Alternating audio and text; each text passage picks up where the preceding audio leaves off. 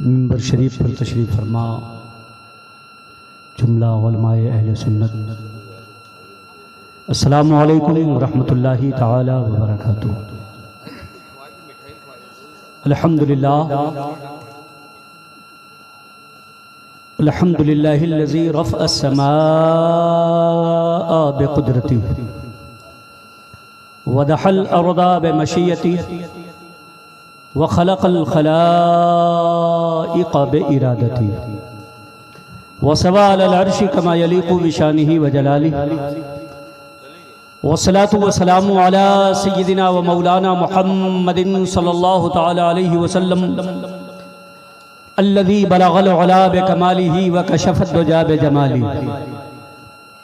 حسنت جميع خصاله صلوا عليه وآله وصحابه دائما أبدا سرمدا، اما بعد فاعوذ باللہ من الشیطان الرجیم، بسم اللہ الرحمن الرحیم، ان رحمت اللہ قریب من المحسنین۔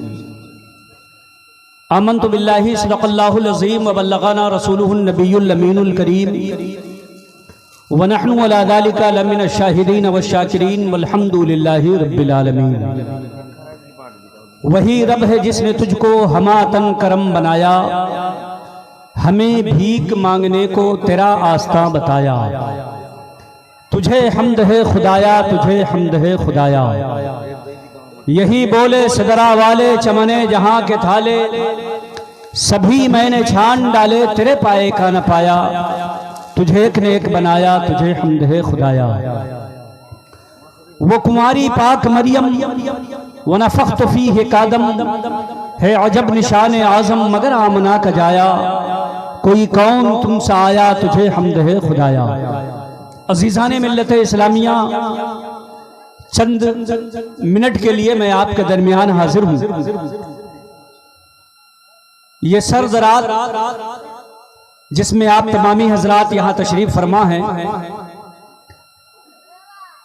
آپ حضرات کے یہ جگر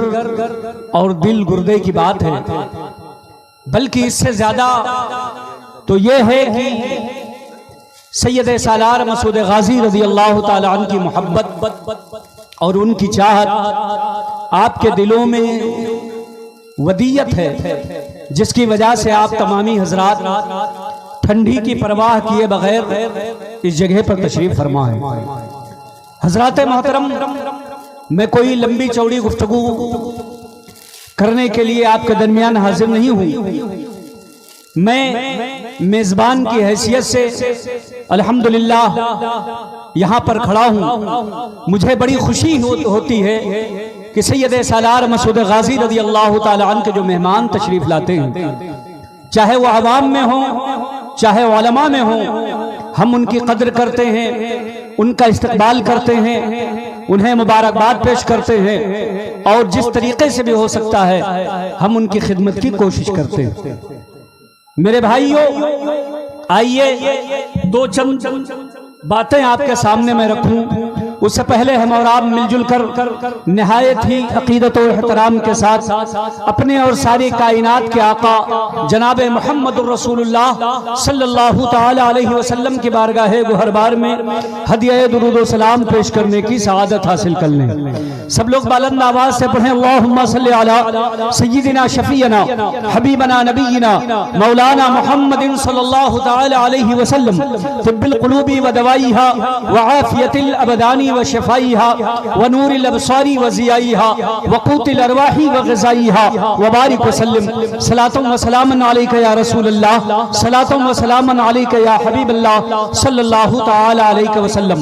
مختلف عناوین پر آپ حضرات نے علماء کی فصیح و بلیغ گفتگو سماعت فرما لی۔ میں آپ کے سامنے یہ بات اس لیے رکھ رہا ہوں کہ آپ یہاں پر بڑی مشقتیں اٹھا کر کے آئے ہیں، آپ نے بڑا لمبا سفر سفر طے کیا ہے اس جنوری کی سخت سرد رات میں آپ حضرات یہاں پر حاضر ہیں. آپ سوچئے اس جگہ پر آپ حاضر ہیں, یہاں آپ آئے ہیں تو آپ کے لیے بشارتیں کیا ہیں. اللہ رب العزت ارشاد فرماتا ہے ان رحمت اللہ قریب من المحسنین. یاد رکھو بلا شبہ اللہ کی رحمتیں احسان کرنے والوں کے آس پاس رہا کرتی ہیں, احسان کرنے والوں کے ارد گرد رہا کرتی ہیں, احسان کرنے والوں کے پاس رہا کرتی ہیں. میرے بھائیوں, لمبی چوڑی گفتگو کا وقت نہیں ہے. آپ بخوبی جانتے ہیں آپ پر, ہم پر, پورے عالم اسلام پر سید سالار مسعود غازی کا کتنا بڑا احسان ہے, بلکہ عالم انسانیت پر سید سالار مسعود غازی نے کس قدر احسان فرمایا ہے. سوچئے تو ذرا تصور تو کیجئے, ہمارے اور آپ کے ملک میں امن و آشتی کا چراغ جلانے کے لیے سب سے پہلے اولین مجاہدین میں جس کا نام آتا ہے وہ سید سالار مسعود غازی رضی اللہ تعالیٰ عنہ کی ذات ہے. حضرات ذرا سوچئے اس ہندوستان کے اندر آپ غریب نواز کا نام لیتے ہیں, یقیناً غریب نواز رضی اللہ تعالیٰ عنہ نے بڑے پیمانے پر ہندوستان میں تبلیغ اسلام کا کام کیا ہے, مگر اس سے پہلے, اس سے اور پہلے کی بات ہے جب سید سالار مسعود غازی نے مختصر وقت میں, چند دنوں میں, چند سالوں میں اس دین کی تبلیغ پورے ہندوستان کے کونے کونے میں کی تھی. آپ کو معلوم ہوگا کہ آپ ہی ہیں جنہوں نے دہلی کے اندر سب سے پہلے امن و آشتی کا پرچم لہرایا تھا. آپ کو معلوم ہوگا کہ سنبھل اور مراد آباد کے علاقے میں جس نے سب سے پہلے امن و آشتی کا پرچم لہرایا ہے وہ کوئی اور نہیں سید سالار مسعود غازی کی ذات ہے. آپ کو معلوم ہوگا کہ آپ جب سترک میں آئے ہیں, رجب سالار کو آپ نے بہرائچ شریف بھیجا, ملک طاہر کو آپ نے بنارس کی سرزمین پر بھیجا, اور ملک طیب کو آپ نے اپنے زمانے کے اندر وہاں, آپ نے اپنے زمانے کے اندر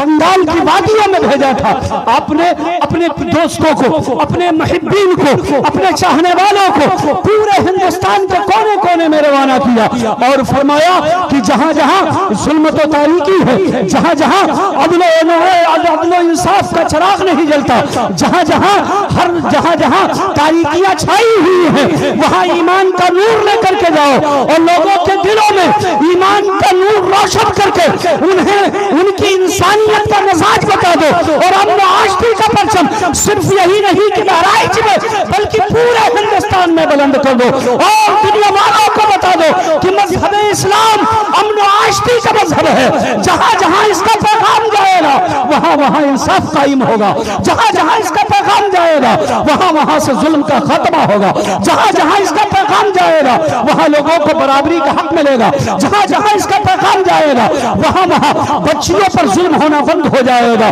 جہاں جہاں اس کا پیغام جائے گا وہاں سے شرک و کفر کی کھیتیاں ختم ہو جائیں گی اور پھر امن و آشتی کا بادل پوری دنیا کے اندر اپنے وارثہ کی طرح برسے گا اور دنیا یہ کہے گی کہ یہی ہے آرزو, تعلیم قرآن ہو جائے, ہر ایک پرچم سے اونچا پرچم اسلام ہو جائے. میرے بھائیوں, تو آپ نے اتنا بڑا احسان کیا تھا مختصر سی زندگی میں, صرف بہرائچ اور یو پی اور اس کے آس پاس کے لوگوں پر ہی نہیں اور بلکہ بلا تفریق مذہب و ملت پورے عالم انسانیت پہ جس نے احسان عظیم کیا ہے اس کا نام سید سالار مسعود غازی, جن کے عرس میں آپ تشریف فرما ہیں. اتنا بڑا محسن, اللہ فرماتا ہے جس کا احسان جتنا بڑا ہوتا ہے رب کی رحمتیں اس کے پاس اتنی ہی زیادہ ہوتی ہیں, اتنی کثرت سے رب کی رحمتیں اترتی ہیں. یہی وجہ ہے کہ پوری دنیا کا مسلمان یہ کہتا ہے